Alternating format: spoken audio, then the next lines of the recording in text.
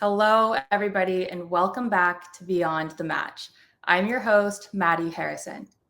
Ema Burgic was ranked 145 in the WTA rankings when she decided to step away from tennis.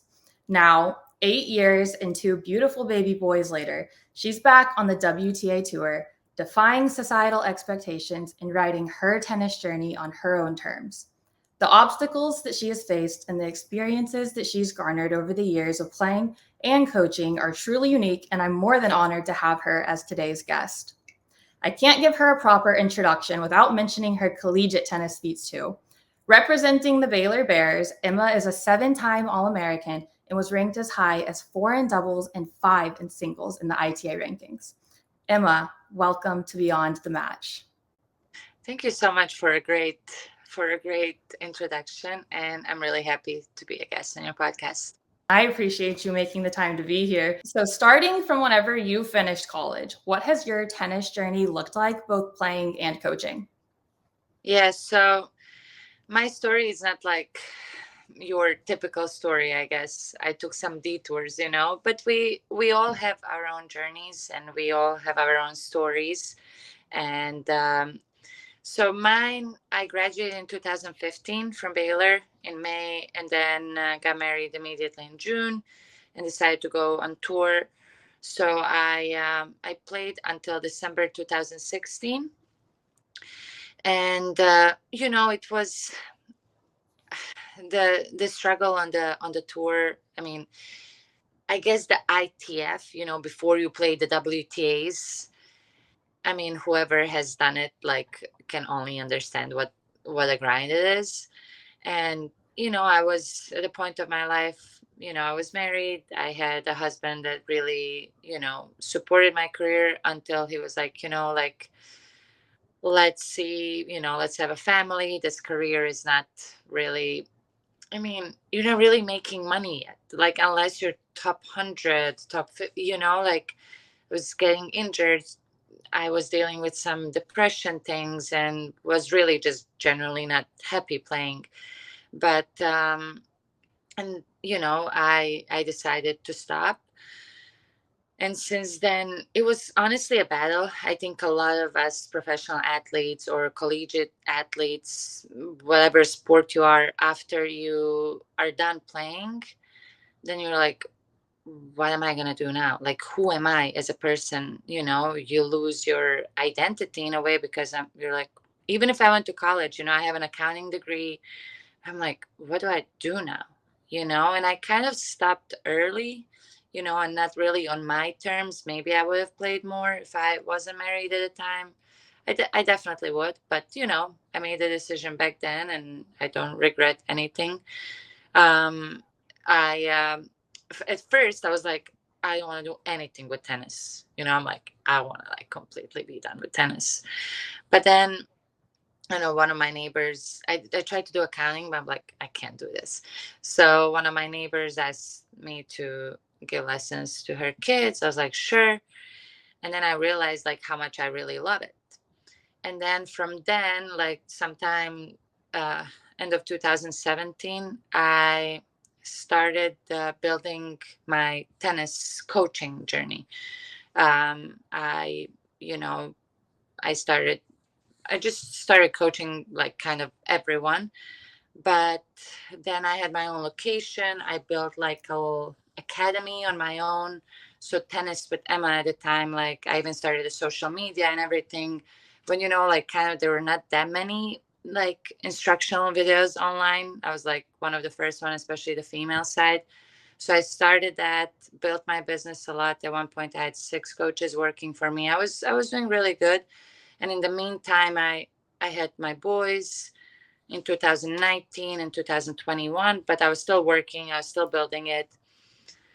But all these years, I would see the girls on TV playing Grand Slams, winning, girls that I beat, girls that I just played against, and that continued playing. And when I stopped, and I kept always asking myself, what if I played? Because it's not like I had a serious injury that I had to stop. And I was trying to fill that void with other things, but I just couldn't. And once my boys, like sometime last year, like beginning of last year, they were 2 and 3, and I don't know, I felt like I was kind of getting my body back in shape. Like everything was like I was getting my just life in order again after kids. And I I was at the WTA coaches conference in Miami. It was only for like former ATP WTA players. So it was like a 4-day thing. And over there, Anne Grossman was one of the speakers. And she was like, I just resonated with her story a lot. She's in her 50s, has 2 boys, had them back to back, stopped playing in her 20s. I was just like listening to her, and I was like, and I decided to go up and talk to her after. And I asked her what would be one advice that she would give me. I'm 30, I'm coaching, I have my boys, but I miss playing. She's like, even if you have a little desire in you, she's like, go for it. You don't want to be 50, 55 and regret that you didn't try it at 30. She's like, don't matter like what everyone else say, like do what you want to do. And like when she told me that, I felt like I knew that inside of me this whole time, but I just didn't have the courage to admit that that's what I want, because so many of us women, especially, like you sacrifice a lot, you give up a lot, you have kids, you do everything, but you lose yourself. And, you know, going back at that age, at 30, after not playing so long, everybody's like, why is she doing this? Like starting from zero. Like I have to start from zero again. I have to do this grind. It's not like I'm pursuing my dream and this is all glamorous, right? It's really tough. But once I told that now to my ex-husband last year, he didn't like that idea. So long story short, we went through a divorce because he didn't support Wow. yeah. There were other things, obviously, but ultimately that was it. And yeah, went through a really tough year. I had a really tough year last year. I was gonna start playing tournaments last year, but just because of the whole divorce process, I just couldn't. Until this April, I finally started playing tournaments, and now I'm officially on tour. So that's your story. That is quite the journey. Now that you're back doing it, are you happy so far with your decision? Really happy. And I'm gonna be honest with you, because my life is probably like as unstable as it was in the last 10 years. I was financially stable with my job, with, the house, with everything, right? I was comfortable. That's a dangerous word, comfortable and stable. But I wasn't happy truly doing like what I pursuing my dream, right? Now I'm not stable at all in any shape or form, right? But I have this, I don't know how to explain. I'm just really happy that I'm doing this. And okay, I told myself I'm going to give myself 2 years. If in 2 years I'm not, top 200, I'm I'm done, because I think that's enough time to see. Am I like, is this easy? No, but like it's really not. It's just you're grinding from these tournaments where you're not making money. you're you don't know if you're, I mean, if I make it, great, I'll be amazing. If I don't, okay, then I go back to coaching. Like Mm. I'm taking a big risk, I'm investing in myself, and I think that's the biggest thing we can do. It's invest in ourselves. And I'm still struggling, like believing in myself. And it's like so strange because like just go and play, right? Just have fun and enjoy it. But then like once you're in the match, it's easier said than done. So I'm Yeah. struggling with my things right now. I'm at the Yeah. tournament now, actually. I'm playing W50 in Dallas, Texas. I'm here. So like it's crazy, like every week I don't know where I'm gonna get in, I don't know where I'm gonna play, because I'm just building my ranking, getting the points. So now Sunday I was at Baylor training at Baylor is an hour away, and I was like, I was like 29 alternate for qualifying because it's a really strong tournament here in Dallas. And honestly, and Sunday was sign in till 6. And then if I get in, I play Monday. So you can call in to sign. And then I was like, I called and he's like, I don't think you're going to get in. Right. And then at 7, I look at the draw and I'm in the draw. It's like, cool. I'm in. I guess I'm playing tomorrow. So I was like, talk yes. about feeling unstable. Like, how are you even supposed to feel stable when you don't know if you're going to play the next day? Yeah, that day, like I learned, like, I'll stay a few more days in Waco and train. I'm like, and then I'm playing. So like drive tomorrow morning and I'm playing against a girl that's 450 in the world, And was And like, you won. I won. I was down like 7-6. And then in the tiebreaker in the second set, also 5-3. Then I won 7-6, 6-2. It was a 3.5-hour match, a grind last night. But here's the downside. Like I woke up this morning after 3.5 hours playing last night. My arm hurts. I'm like, in pain, but I have to show up today. Today I was playing against a girl that's 500 in the world because it's a strong tournament. Every girl is good here. And they've been playing for a while and they're playing consistently. So yesterday I won. Today I lost. Very close. I was so close. I'm actually going to post this match on my YouTube because the guy that was here doing live stream, he recorded it. So it was a really good match. That's the thing. Like, I got to keep going. I got to, like, I can't define, like, I need to focus on the process and on the journey and not think so much about winning and losing, but it's so hard. It's so hard. That's the hardest thing. Easier said than done, 100%. Right? It's like, yeah, just focus on it. Trust the process, right? My coach always tells me, trust it. I'm going to keep showing up. It's going to come. And, it's not like I'm losing all the matches. I'm winning here and there, but like you're losing more than you're winning, right? It's just how it is. And that's tennis, honestly. Like, yeah, when you see the top players, you just see, but they're, so I got to be kind to myself, I remind myself why I'm doing this.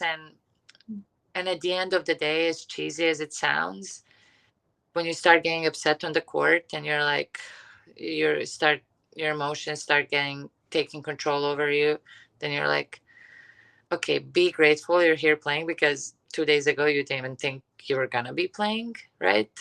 So be grateful, and then like I calm down, focus on my breathing, and then I execute, Right. Has coaching and your experience over the last few years doing that helped you now that you're back on tour? That's a great question. I don't know. I say yes, but like I can't say like, I think I just matured a lot, right? But like also when you get into the match, it's just a different ball game. It really is. Like I think it has changed me, but like not that much, honestly. You mean like the old habits just come back and it's like everything is just Yes, like over the past few years disappeared and you're right back to where you were? that's exactly it. You just perfectly. And I thought like, I would be different. And I am, but there's so many like same old habits that I did 8 years ago.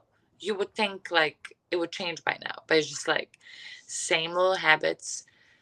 I'm definitely like more mature in approaching them and how I'm handling things, but you still need a good support around you, of friends, family, coaches that are telling you the right things to keep you on track, because it gets lonely, and if you don't have that support, it's just it's tough. So I'm grateful I do have good support. That's so important. I'm curious, how has everything that you've been through shifted your mentality, not only towards tennis, but towards life as a whole? Yeah, that's a great question too. Like I've been through so much in the last year, especially, that I go like, I get in the match, I'm like, am I just a tennis match? Right? Like it's just a tennis match. You've been through so much. I'm way more like I said, just way more grateful for everything. And um, everything in life happens for a reason, right? I've learned that, and I've seen it. And um, life is too short to like think too much about like the past, or like, or what's gonna happen in the future, right? And we hear this a lot, but I am just grateful that I can play the sport now, that I can do what I love, and whatever happens, happens, and I'm okay with that. And I just am looking on life differently, with a more, I wouldn't say positive, because it's really hard to be positive all the time, right? But like controlling my emotions better, of like having more like the neutral thinking, the like staying in the moment, not getting things get to me or phase me, not reacting to them, just reading through everything and being more neutral, controlling what I can control. Because if you're trying to like tell yourself all the time to be positive, it's really not realistic. I mean, I I don't know. totally agree with you. You can't. Because I whoever's relate so much to what you're saying. And like whenever I was playing before, I always felt like I would be on such a high one day and then on such a low one day. And it was just this constant roller coaster.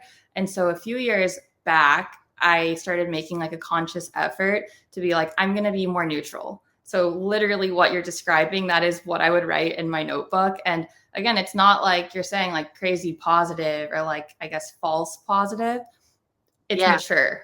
It's just like accepting, knowing that, okay, I might be at a low, but it's going to get better. Or whenever I'm at a high, okay, be prepared. It's not going to stay that way.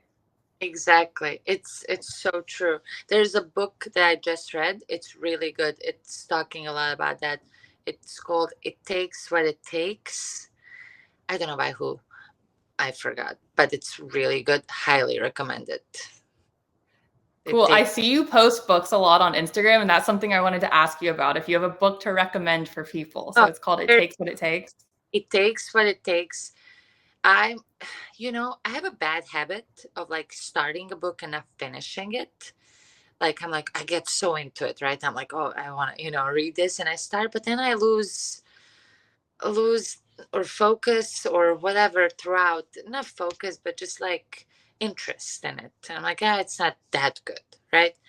This book is like one of the books like lately that I really like, and I read it so fast. I just How read big is it? Is it like a long book? not that long. It's just like, I don't know, just the average size, whatever it is. Okay. And then right now I'm reading another one. I just got it. Oh, it's called Undistracted by Bob something. So far, I've it's, heard of it. yeah, it's like, keeping this, like, what are the distractions in your life, being like honest with yourself that are stopping you from achieving your goals, basically. So far it's good. I just started reading that one, so I can't really truly recommend it. So far it's good. I heard good things about it, so those two are my kind of like latest ones. Awesome. Well, Yeah. going back to your journey as a whole, do you have any regrets, including junior tennis, college, all of your journey? Do you have any regrets? No. And I've came to that acceptance. I've come to that acceptance, because everything in life that happened to me had to happen the way it happened, right? Like at that moment in my life, it was the right thing, right? I started playing really young. Like I was, I mean, not really young, the professional tournament. So like my first pro tournament that I won was when I was 16, and I was already, playing well. Um, my last tournament before going to college, I played a 10K in Croatia, and I beat Donna Vekic in the finals, like 4-4. Before that, I also played against Kalinskaya, all the girls that you see now. I beat her 2 times as well. Muguruza one time. Like, like I was playing all these girls before college, but then financially, my my parents couldn't fully support me, and I was getting gold offers from colleges, and I did not want to go to college. So like, do I regret going to college? No. Like, but sometimes I was questioning myself, well, was this the right decision? Should I have just gone pro and not go to college? Like you can ask yourself these things. You can regret, oh, well, maybe if I continued pro, maybe I would be, at the top right now. But maybe I wouldn't. Maybe I would get injured and my parents wouldn't have enough money. And then I would stop playing and I would be stuck in Bosnia, which is a really small and poor country, and I have no opportunities. Like college brought so much good to me. And for me, actually, going back, I went last weekend because between the tournaments I had time.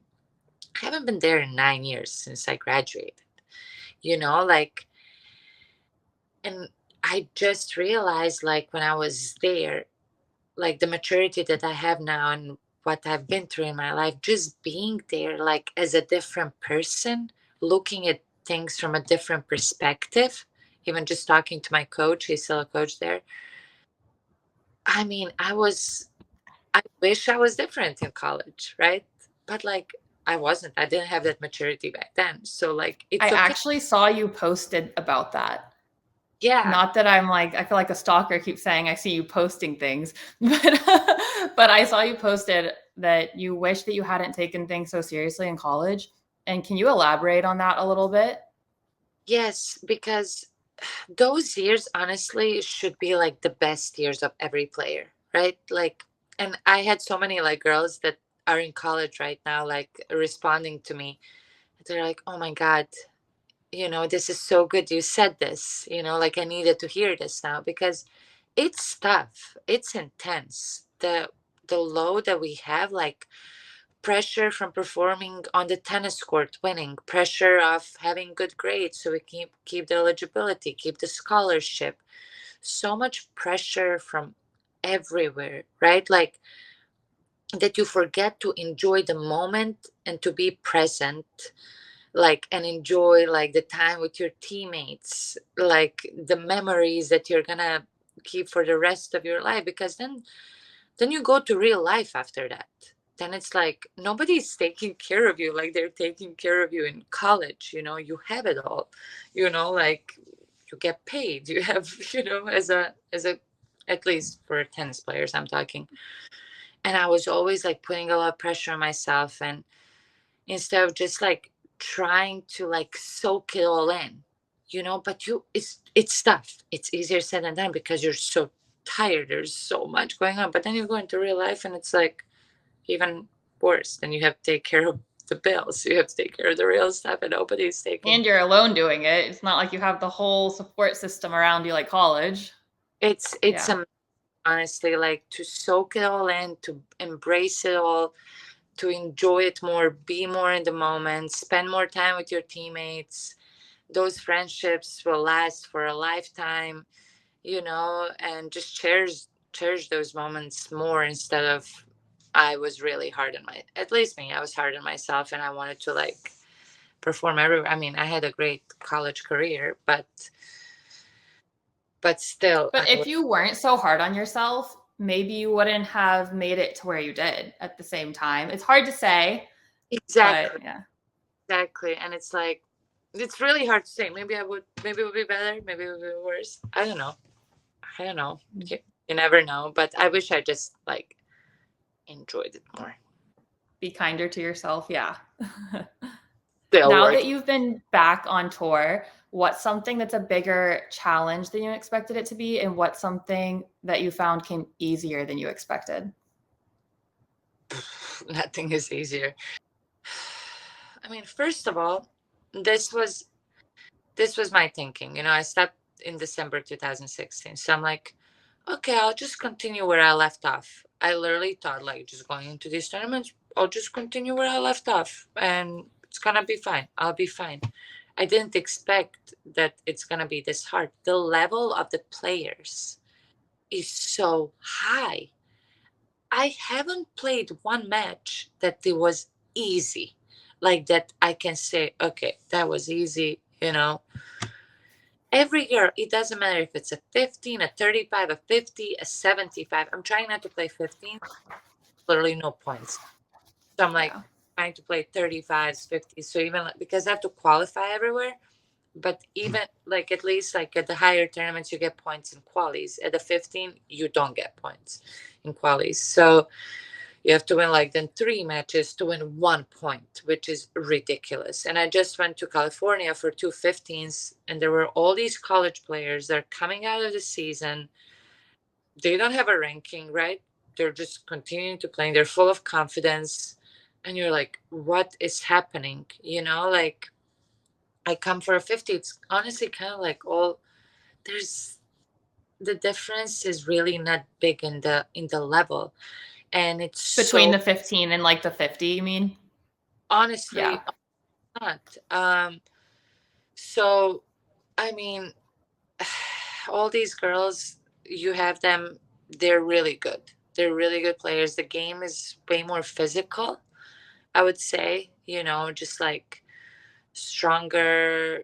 I mean, everything. I just played a girl today that was like, I mean, she was a machine. Like the girl, like you really have to be on top of your game every match, every point. If you miss a little opportunity, then the next 2 points are gone because, oh, well, I missed my opportunity. I had it. Now she hit 2 great serves. Well, I missed that chance for that game. You have to really use every opportunity that you have. And it's tough. It's way harder than I thought it was going to be.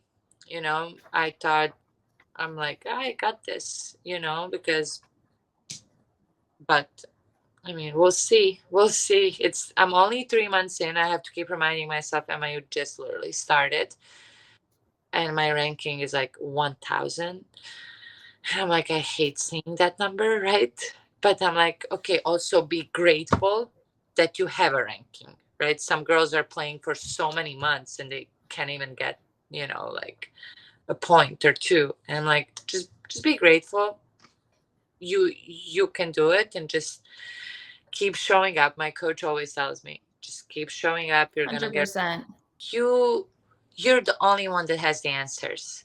This person can help you, that person can guide you, but at the end of the day, it's you that's gonna show up. Nobody else. In everything in life, not just in tennis, in everything. So you gotta be the one that's gonna show up in the morning or whatever is your goal, a workout, something with your job, something with your business that you want to accomplish. If you don't show up, if you don't do it, nobody's going to do it for you. So you need to take ownership of that. Yeah. And it goes back to what you said earlier about remembering why you're doing this. Yeah. And it's like you had unfinished business. And even though you were stable and comfortable, you still had something missing inside of you. And so as long as you keep remembering Yeah. that, maybe that can help keep you on track. I agree. You're right. Mm-hmm. So taking a break from the intense questions here, I have a fun game that I want you to play. I heard you say on your podcast, the Amazing Tennis Podcast, that's amazing with an E, not an A, that you don't watch much tennis because you don't have much time. I don't blame you there.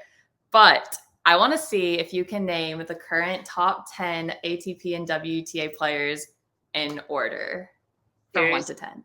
Right now, I'm probably the worst. Before I answer, I just had the Nicola Intuitive Tennis on my podcast, and he's like the one that's like, he's one of the top tennis YouTubers. Like he almost has 300K subscribers. I imagine he knows everything. No, like, so I went, like, I Googled like tennis trivia questions, right? Like 50 of them. This guy just like I'm like, I would have to like look in the answer, like to go. I'm totally gonna guess this, but I have no idea. Like I need to look it up too. I think I looked. I have a few in mind, but I need to look to be What? sure. I went on the rankings to see the ranking points and how many points I need to be to be in the top 1,000. So I don't see the one number. So I have 13 points now, and I have 14, no 13, and I need 17 to be. Does that include yesterday's match? Yeah. So after this, I need 4 more to be 900 something. Baby steps. Oh, wow. But so I was looking at the rankings yesterday, but totally skipped the first 10. No idea, but let's try. Glazed over it. Yeah, let's try. My phone just finally loaded. So let's see. WTA. Let's start with that. 1 through 10. Okay, well, Iga is 1. Sabalenka, Yes. yes. She's in there, but not number 2.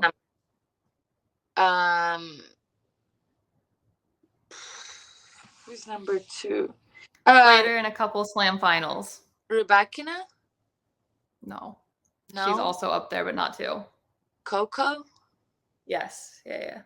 Okay, Coco. Then Sabalenka? You've named the top 4. Yeah. Okay, Sabalenka, Rybakina. Yes. I know Colin just broke. I think she's number 9. Is she? Yeah, she's number 9. Okay, good. I guess that. Is Paulini there? Yeah, number 5. Good. I like this. We don't have to go in order. That's too difficult. Thank you. So I need 4 more. Help me. Someone from Greece. Oh, sorry. Yep. I thought she hasn't been doing that well lately. Okay. Yeah, she's number 8. Oh, wow. One person from China. Zhu something. I don't know. Zhang. Zhang, yeah. Zhu Zhang. And then one more person from the States. From the States in top 10? 3 of them? Collins? Yeah. I'm completely blanking on this. I'll just give it to you, Pagula. No, Navarro. Ema Navarro. No, it's Pagula. It's Pagula. Pagula. But wait. You were close, though. But that's 9. Who is 10th? Yeah, you got 9 out of 10. Wait, I think that was it. Okay. Did you say Krejcikova? Nope. I was number 10. You just won Wimbledon, so that's why. Yeah. Okay. Exactly. That one should be obvious. So moving on from our game and going back to business here. If you had one quote or mantra to live by, what would it be? Embrace time. Ooh, I like that. Simple as that, because sometimes we just try to rush things. I'm just talking from my own experience, whatever decision that I made in my life, it was rushed. It wasn't a good decision at the end.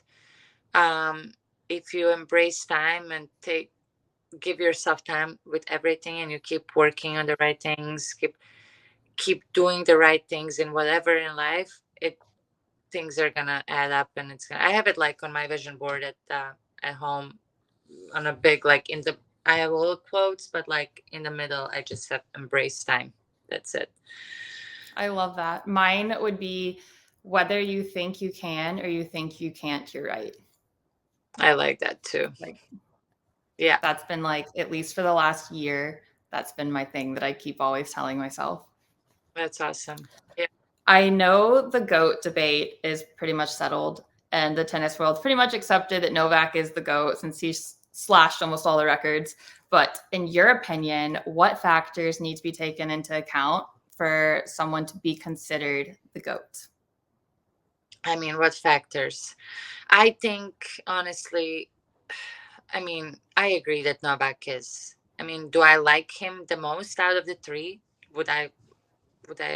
No, but I definitely don't.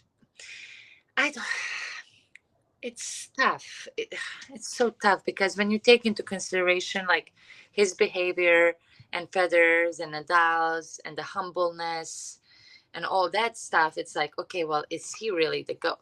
Then he throws the racket, he smashes this, he acts up, right? Then you're is that so? Would you take that into consideration? That's why would that be a fact? No. I wouldn't either. Because it's the guy is so mentally tough, and we all have slip ups. It's okay. Like, he bounces back after it passes. He's a human, right? Mm-hmm. We're all humans, and it's okay as long as he bounces back. It's just, he's not perfect, right? But the wins, I think that should not be taken into consideration. So, and I think like Federer and Nadal would agree with that too. I think he's definitely greatest of all time in our sport. Mm-hmm. Yeah, I agree with you on that. So, do you see any differences in the mentality between American versus European players and even coaches? Wow, great question. Yes, 100%. I mean, I came from Eastern Europe and I came to college, and whenever we had girls on the team that were from the States and the girls that were from Europe, they are just an example there. We were always like, I feel like we appreciated more the things that were given to us versus, and please don't like take this in a wrong way or anybody, we appreciate more, and we work harder, um probably because we grew up with having less. um I'm not saying everybody, but majority. And then mentality there is like, we're gonna like listen, we're gonna follow, but like with the American players, like you have to be more careful, right? With an approach you take, you have to be more gentle, more, like, so you don't hurt the feelings, so they don't like, that's like from coaching also perspective, like, I feel like you can be tougher on the Europeans, especially Eastern European, than on the Americans. I mean, that's a fact. That Do you think that that's the same on the girls and the boys side? mm, I cannot speak for that, so I don't know. I haven't coached many, but yes, yes, yes, Do you yes. want your sons to play tennis? Um, well, my ex-husband, he also played for Baylor. Very good player, tall, 6'4", and lefty. I'm 5'10". My boys are gonna be huge. Um, they already are. They're 4.5 and 3. My 3-year-old loves tennis. Like, when I want to go on the court and hit extra serves, I'm like, hey guys, do you want to come and come on the court with me? He's always saying yes. My older one's like, no, it's too hot, like, but then I go there, I don't hit any serves because they just want to play. So I end up being there with them.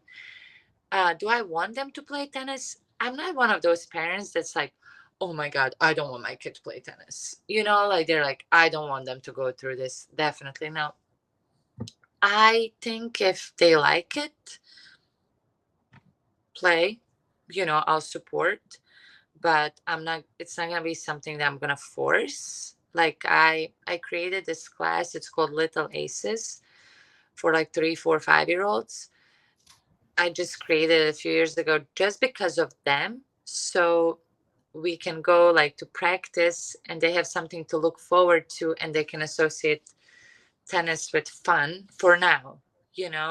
I don't think we should take it seriously, and maybe later sometime, but they're loving it. They love playing with other kids. Then I go on the court with them. Their dad does the same.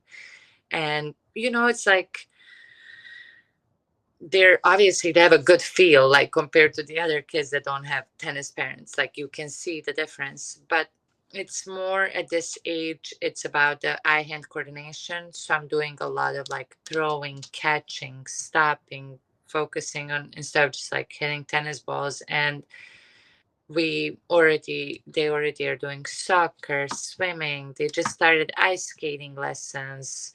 We're gonna do base. Like I'll introduce them to everything, right? And it's very good for them. And then we'll see.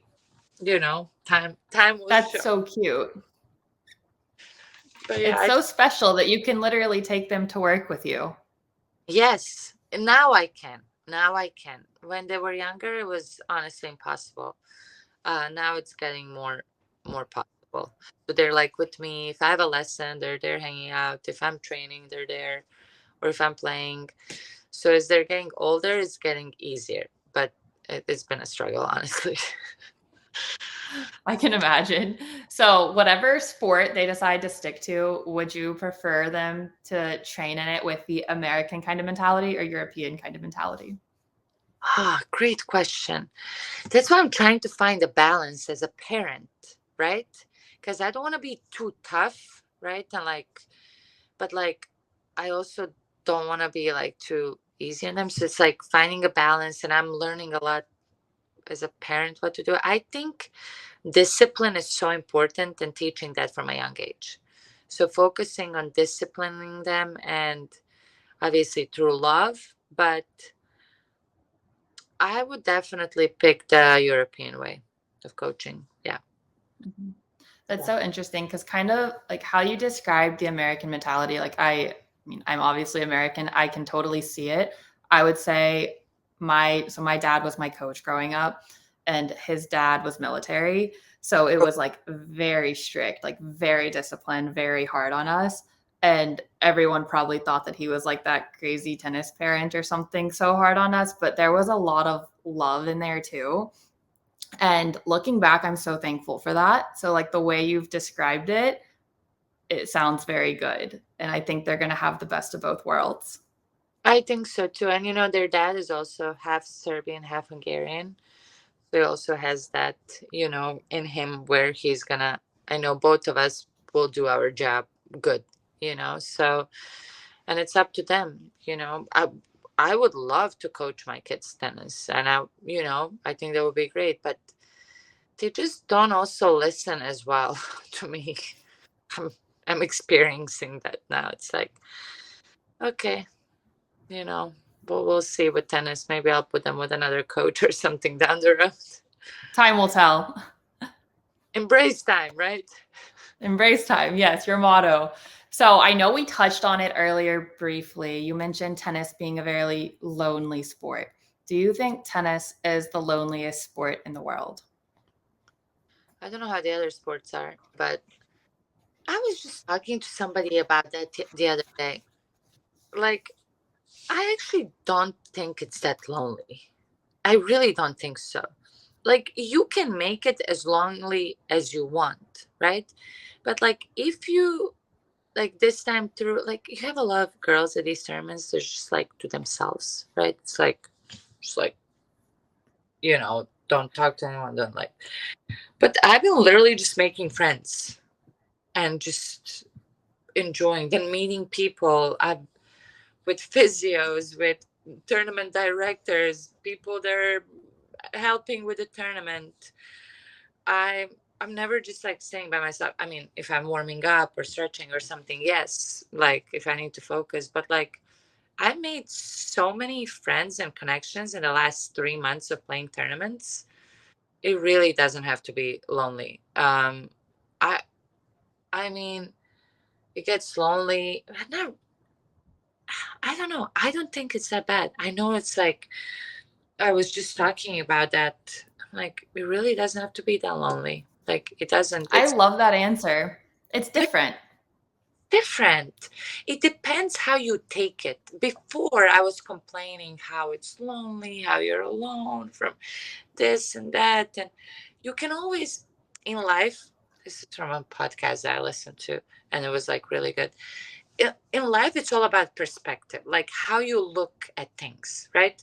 So when something happens to you, you can look at it from different perspectives, right? So like if I look at it from like positive or negative side or whatever, like it just depends what kind of outlook you have on the situation that's happening to you, right? So like I can look at today like, okay, I lost today, I don't know if I can do this. Why am I doing this at this age? Can I do this? Like doubt myself. Or I can be like, okay, I did this and this and this. I need to keep working on this and this to get better and try to execute this and this and this next time. And obviously, this this one, it's harder to be like that, right? To be mature and think like that, because you're like, you're gonna be like cry or like this or feel sorry for yourself, right? But no, you gotta keep moving. You gotta keep moving with everything. So uh, with also loneliness, it doesn't have to be lonely. If you, it depends how you're gonna look at it and how you're gonna make it for yourself. You know, I see some players and I see that they're lonely. They're to themselves. They don't look happy, right? But then you see the other ones too, like me right now. You know, I'm like, I don't know. I'm trying to have a good time, honestly, because life is too short to, you know, like, I want to make good memories from this too. I don't want to like look back and just like, I don't know. I just made friends with a guy that was doing live streaming, and I talked to him, and I was And like, now oh my, you get your match. I got my match. And they usually like don't do that because it's like Yeah, extra. I got my match, so I can post to my that's so YouTube. nice. Yeah, I mean, that's a very mature answer. And like, I think that a lot of people would benefit from hearing that, especially on the girl side, because it is easy to just like kind of view all the other people around you as like the enemy. They're the competitor, and you don't want to be friends with the enemy. And I never really had that mentality, to be honest. I was always like, everyone's my friend. And like, I truly believe that's the better way to go about it, because you have to enjoy the journey. Otherwise, you're going to get burnt out. You're not going to make it as far. And then you're going to look back and be like, oh, I wish I enjoyed it more. Kind of like the college times, you know? Exactly. Yeah. So it's good to hear that you have that mentality now. Yeah. And I'm gonna, you know, obviously you have bad and good days, but it's, no, at the end of the day, you have to have that mentality if you want to make it easier on yourself, I guess. Mhm. Yeah. Moving on to a different segment of your career, you're also a content creator. Are you still keeping up with the content while you're on the road for Instagram specifically, or do you plan ahead of time so you don't have to think about it while you're on the road? That's something I'm really working on, like getting better at, because I'm taking it as really my job now, and it's just been tough. I'm not gonna lie, and I have a girl that helps me, edits my videos, you know, like does all the stuff, because I do for my YouTube channel. I do vlogs, podcasts, match play. I do shorts. I have now for my, I just created for my podcast a different Instagram as well, that I'm trying to grow that instead of just putting it on my tennis with Emma. And then I used to be so much better with it. And that's when it like did the best. You know, like I would plan ahead, organize, do everything. Now it's like just when I have time. Like if I have time today, I'll post. Or like I put it on my to-do list. This is today, you need to do this, this, and this. And I don't accomplish it every day. And it's like, is that my priority? Or when I'm at the tournament, is this my priority? It's just like so tough, like to prioritize what's important. But at the end of the day, for me, like continuing to grow my channels, it's really important, because that's, I'm growing my brand and my income and connections with the brands. So I need to put that on a higher level of priority. And I just spoke to one person that might help me like do the consistent posting, you know, to take that off my plate. Because just, I mean, just being at tournaments, obviously playing this is a full-time job. And then when you do have time in between, when I do, I have to take care of my body, you know, I have to see physio, I have to do my mobility routines, I have to journal, I have to meditate. Like if I want to do things the right way, right? But then I catch myself spending extra time vlogging, like, you know, sending videos, writing captions, doing this, doing that. But I'm like, I'm just trying to find a balance right now. You know, I'm sure, like we all are.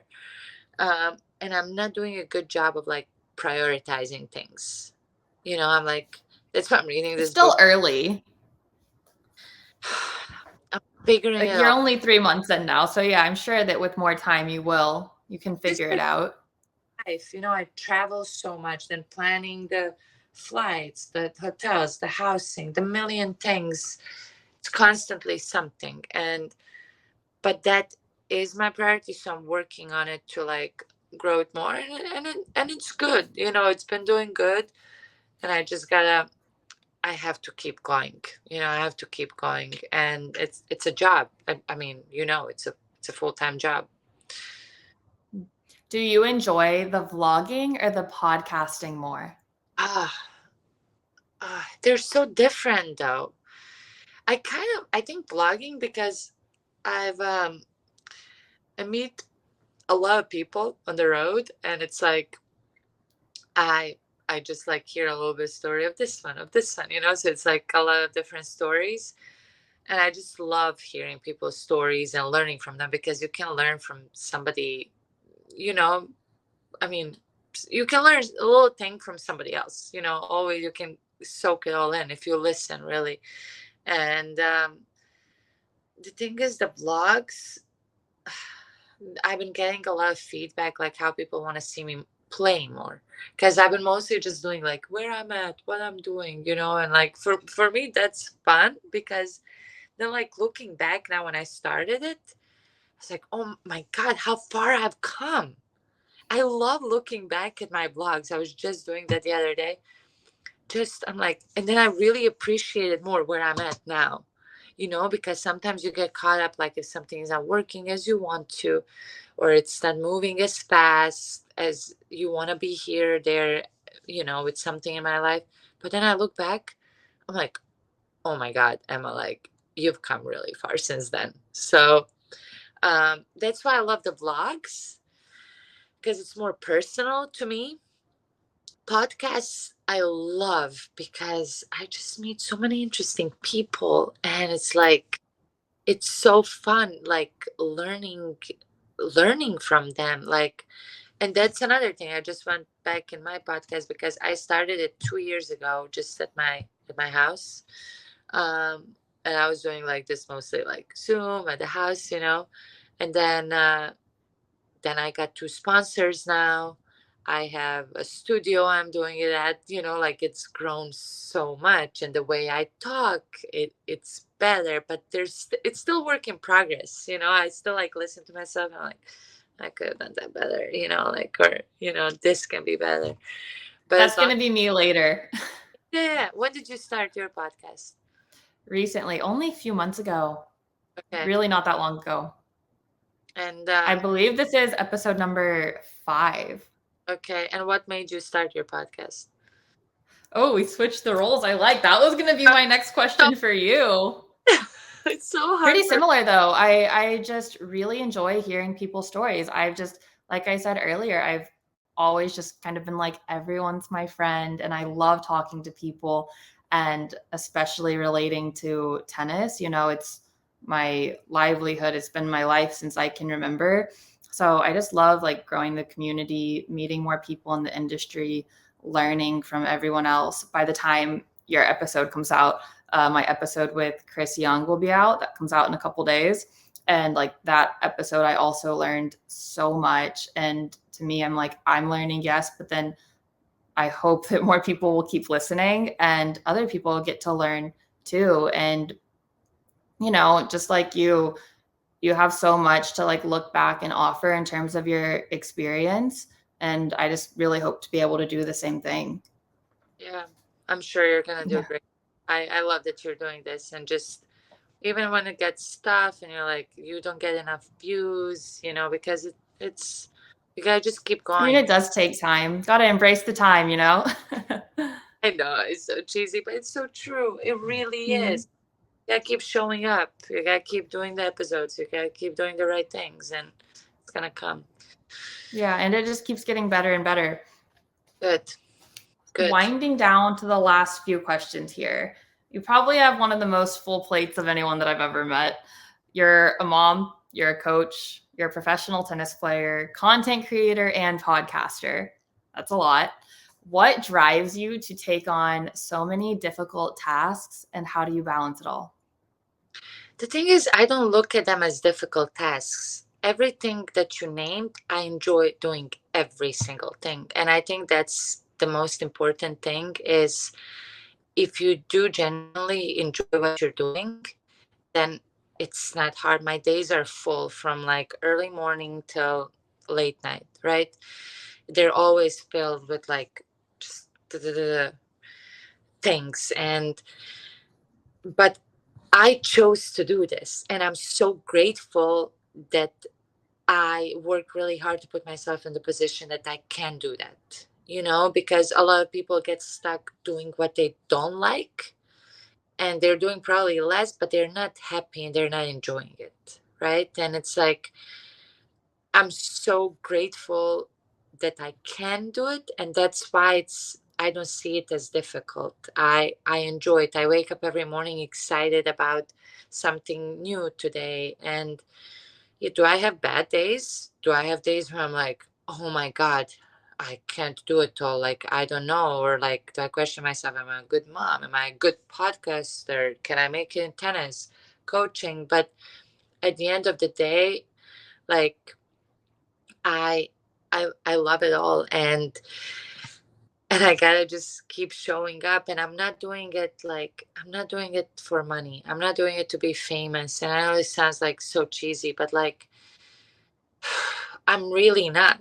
Like, this is what I love doing, and I want to see what my full potential is. I want to meet other people. I want to inspire other people, to tell them that it's like possible, and to show them that it is possible to do things that you love, and to go for, not to be scared, to take the risks sometimes in life, because it's so much worth it on the other side. This is a long answer, but I'm sorry. No, I absolutely love it. So this kind of feeds into the next question. With your new perspective on tennis and life, what's a broad goal that you have yourself in your comeback journey? A broad goal, like ranking wise? Like in not ranking wise, like an overarching purpose as to why this is so important for you. For me, it's overcoming some personal battles with myself, on the court and off the court, because like coming back and playing and doing this is like, it's been really tough emotionally, like that's another thing with like, I struggled a lot with depression, anxiety. I was on medication. I was struggling a lot, and I've been off of everything since last October, which for me is already a huge win. Like, I don't care if I don't win one more match, but like, um I am working on myself as a person. I'm healing from some things that I've had in the past. And for me, it's just like overcoming those things with myself and finding that peace within myself, um, through tennis. I'm using tennis as a platform to get there, because it's that's way more important. I mean, tennis is just like, my career is going to be over, but I have to keep going with my life, and that inner peace, like, you can't buy that. you it's something you really have to go through with yourself to get there. And I feel like I've made so much progress already, and I'm really proud of myself, honestly. It takes a lot of work. I'm doing a lot of work growing as a person, so I can be the best version of myself for my kids. But like, we say that, when you're a parent, you're like, oh, I want to do this for my kids. And you can, everyone, whoever is listening, you can take it this however you want, but like, I need to be good for myself and the best version of myself for myself first, and then for my kids. Because if I just focus on them, then I lose myself in that process, and it happens a lot. So that's the broad thing, like figuring these things out with myself, and growing as a person, and overcoming some inner things. That totally makes sense. And like, that is totally something to be super proud of. And I want to go back to what you said about the getting off of the medication. What, if you don't mind, what piece of advice would you give to other people who are in that same boat, who have, had depression or anxiety and have been on medication, and they're working hard to also try to get themselves off of it? My piece of advice is like, is not to be scared to go fully in it, like go through the pain, go through the tough times. Like you have to go with yourself in it without anything. Like, and it is tough. It's really tough because here in the US, I have a bad experience, like with doctors and therapists. They just put you and like, okay, you feel like this. Okay, take this much milligrams. Oh, you have anxiety. Here's an anxiety pill. Oh, here's this, and you just get like so sucked into that. Like at one point, I thought like for the rest of my life, I'll have to be on medication to just to be okay. Like it didn't make me happy or anything, but I was just like, okay, because they explained it's like the neurons in your brain, all this stuff, it has to stabilize, right? But honestly, there's just a band-aid that is not gonna fix the problem. And then over time you become numb to things. And I'm talking from experience, and it's just like, but I took that like leap of faith. I had one coach helping me with that, and I went right in it. Like dive down like deep, and it was not pretty for like solid 2 months, I would say, until it started getting better. During those 2 months, did you have a strong support system around you to like help you through, I No, guess, kind of that time of like suffering? no, you have to do it on your own. That's my piece of advice, because I always relied on people, on my friends, or my family, or boyfriend, husband, whatever. um but that was the first time I faced it alone. So many hours at home by myself, crying, not calling my friend to come over to make me feel better, or not calling somebody, or not going out and having a drink here and there to be happier, like, because that just covers it. It doesn't solve the problem, but you really need to dig deep with yourself. And the thing is, not many people are willing to do that. That's why a lot of people are on medication. That's why a lot of people do different things to cover this stuff. This is going into like right now a mental health podcast, but But I I think, think so many people relate to this. Just yeah, even from my experience as a coach, a lot of a lot of people I work with, friends over the years, have gone through similar things. So I know that even though it's difficult to share and to be that vulnerable, a lot of people can benefit and appreciate it. yeah, I think so too. And I'm gonna actually start talking about that more and opening up, because I haven't much. Like people just see, okay, you're doing all of this and you're great at this, but at the end of the day, it's like the work that I put in. It's been tough, but it's so worth it when you come on the other end, right?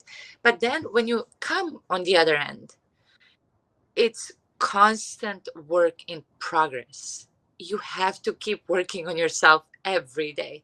If you don't, then you fall back into like the old thing, and then like you feel bad, and then you do whatever your way is to fill that void in yourself. You're gonna find it, right? Like we all have it. We all have it.